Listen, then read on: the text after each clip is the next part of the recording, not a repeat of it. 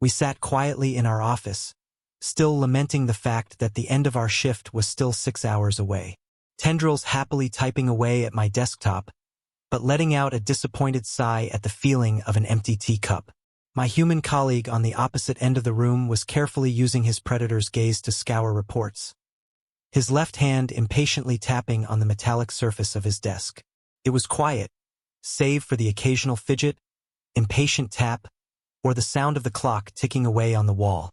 "Hey, Thrag." "Yes, human friend Marcus?" I replied as he suddenly broke the calm. "Just Marcus.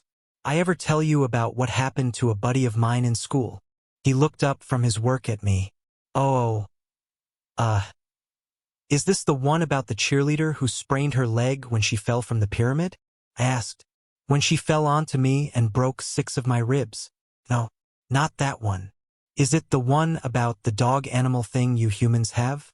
That one where a dog show held in the school escaped their cages and went on a fluffiness rampage?"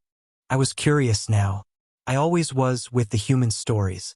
I loved listening to the odd things humans did. No, this is a new one. I haven't told you this one yet," he said and carefully typed away at his keyboard. "Oh, do tell.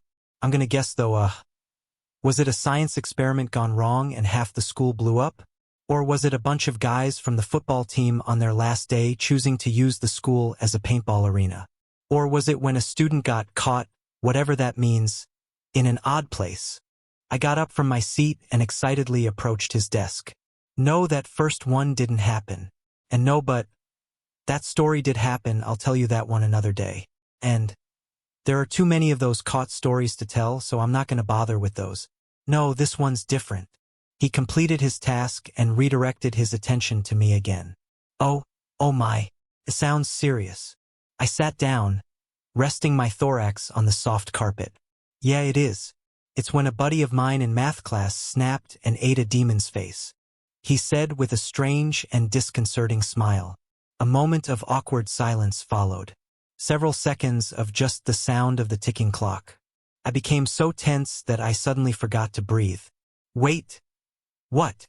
he snapped. He completely snapped. He was stressed. He was angry.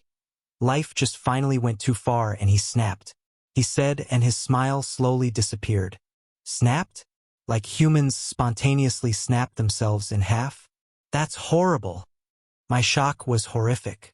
Images of humans suddenly losing it and just snapping themselves in half and walking around like crablings. It was spontaneously funny and scary at the same time. No, not like that. It's a psychological thing. Life has a way of taking us too far sometimes. There's this old saying about staring into the abyss and it's staring back. It's when a human is driven to the brink of madness by life and its way of living. I sat there, unable to comprehend. I tilted my head to the side in confusion. Small things, right? Being unable to find your keys, being dragged out of bed because some idiot forgot to turn his car alarm off, waking up in the morning being thankful it's a Sunday, then realizing you're late for work because it's not Sunday, it's Monday.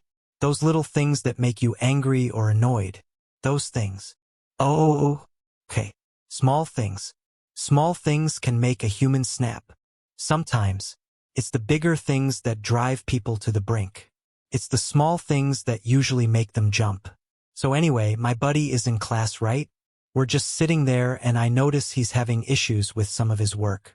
Pens and pencils not working, eraser not erasing. The silly stuff that just annoys us. "Go on," I said, following what was going on. Turns out he just has other stuff going. Family going through divorce, his grades slipping because of the situation, a bully in the school making his life hell. Those big things. He began to explain, using his hands in the way that humans do to better convey points. So what happened was his pencil end snapped for like the 20th time. He sharpened it again, then it snapped again. He finally had enough so to speak and threw the pencil at the front of the class. Face turned red, he rammed his hands into the desk. Pure unadulterated rage and frustration. Just pure rage. Then suddenly some creature appeared in the class. It was a demon. Red skin, horrible wings, horns. Looked like a goblin kind of thing but with horns and red skin. Like the ones I showed you in that comic book I gave you last week. Oh, those things. That's odd, I said, recalling the peculiar sight of humans' fantasy creatures and monsters. So this demon appears. Far as I knew, the sheer rage and unbridled hatred made this guy manifest in the class. My buddy jumped at him and slammed him in the wall, then began beating the absolute tar out of the demon.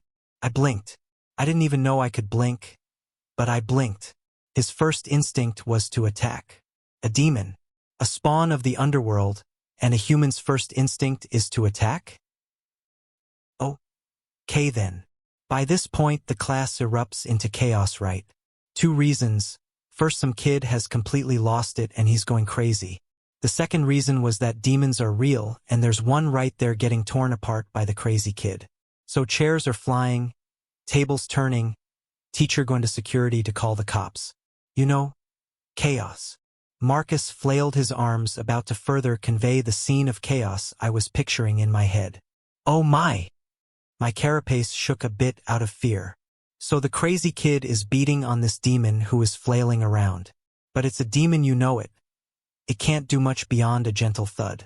The kid realizes this, so just like that he starts chewing on the demon's face. What? I shrieked, half in terror, half in shock. Yeah, just like that. Just after the demon kind beat him back with the whole insolent whelp thing demons do. The kid just pounced on him, bit down and took a chunk of his face off, then just went to fragging town on him. It was now the demon started to actually feel pain and noticed he was losing. I sat in silence.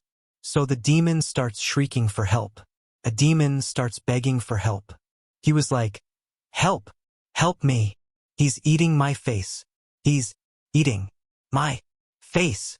And nobody can't do anything because everyone's just in shock.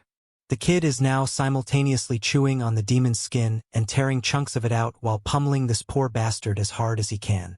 Marcus said and mimed out the movements he witnessed that day. I sat in shocked silence.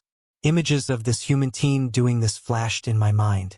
So by now the demon has had a significant chunk of himself chewed away and the kid grabs him. With one horrible, almighty roar, pulls at the demon's skull and with seeming superhuman strength, tears the demon's head clean off. Marcus mimed out the movement again, mimicking the horrible motions of the human tearing a demon's head off. I couldn't talk. This was terrible. So the kid tosses the head aside and returns to his table, calmly returns his desk and chair to their normal position and sat on his chair thinking for a bit. After a couple minutes he starts laughing. Like honestly laughing, like he just heard a really funny joke. Then he just goes quiet, returns to his schoolwork and acts like nothing bad happened until the cops come. It was a huge news story back in the day. I sat still in shocked silence.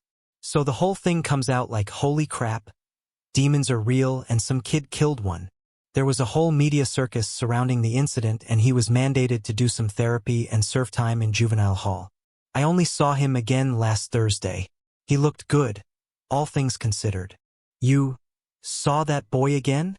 I asked, my voice jittery and scared. Yeah, so did you. He was the human with the purple eyes that got that job in accounting last week. Jeff, you met him yesterday. I screamed in terror, then promptly passed out. The lizard, like being dressed like a police officer, looked at me with a concerned expression. So, that is all that happened? You told him a story. It was a true story.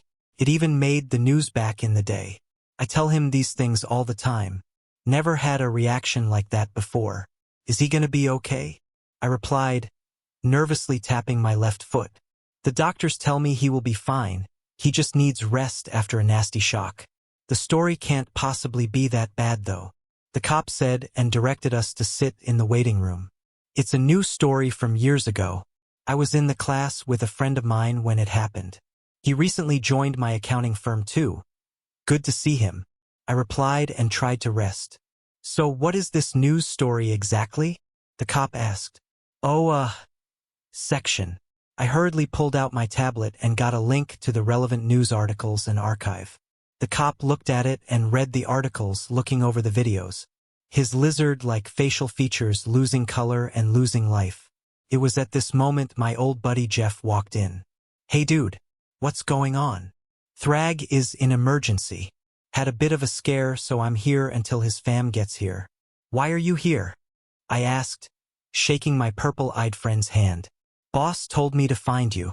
Said to take the rest of the day off. What's up with Thrag, though? Hello, officer. Jeff smiled at the policeman and extended a hand in hello. The police officer noted Jeff's purple eyes, and the purple eyes of the teenager in a news clip proudly holding aloft a demon's severed head. He screamed in terror, then passed out.